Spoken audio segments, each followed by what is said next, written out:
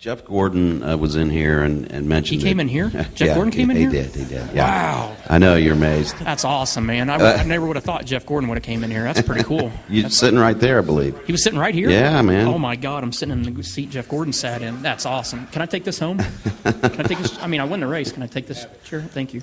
I'll send somebody back for it after I leave.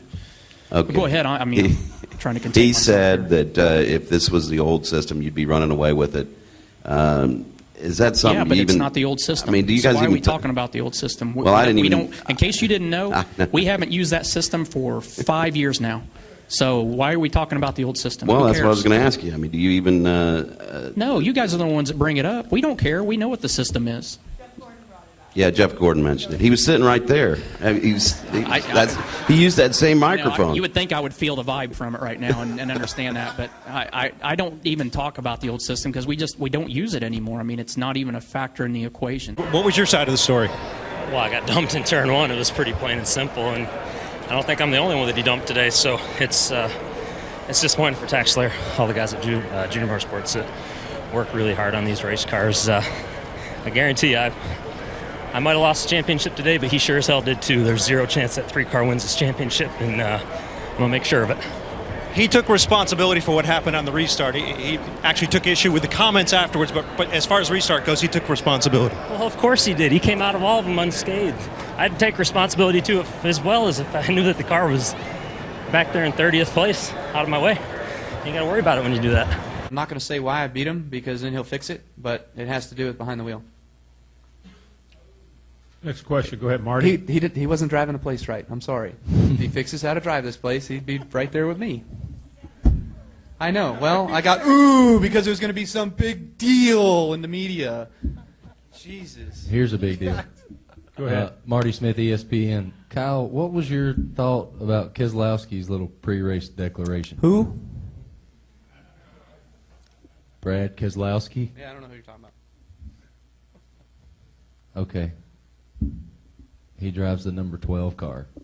I saw it, but I passed it. And release, he's okay, but you're behind the 44. What do you see and what are you thinking? Well, first of all, I was behind the 44. He come flying around, come up on the apron, jumps in front of me, then runs over the 51, stacks us all up, and I run into him.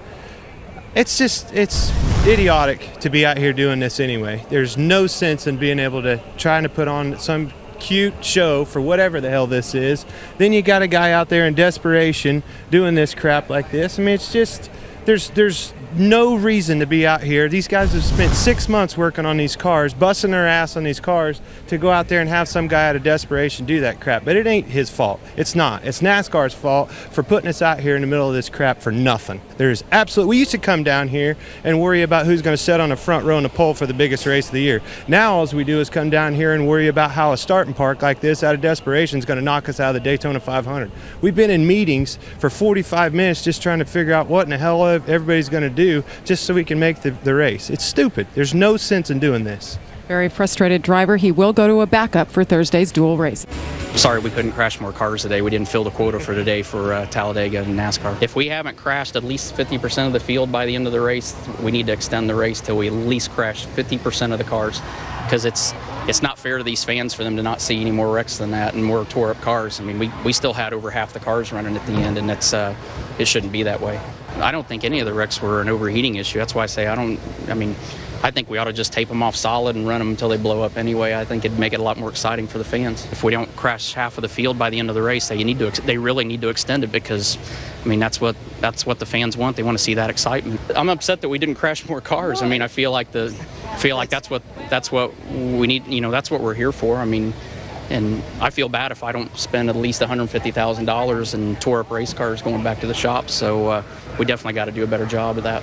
It would have been a lot more fun if I could have got caught up in one more wreck. If I could have done that, it would have been perfect. I mean, I think if we could make it a figure 8, it'd be perfect. It would absolutely be perfect here. It'd be better than what we got. So that's going to be my vote next week, is that we make it a figure 8, and/or we can go stop at the halfway, make a break, and turn around, go backwards the rest of the way. And then with 10 to go, we'll split the field in half, and half of them can go the regular direction, and half of them can go backwards.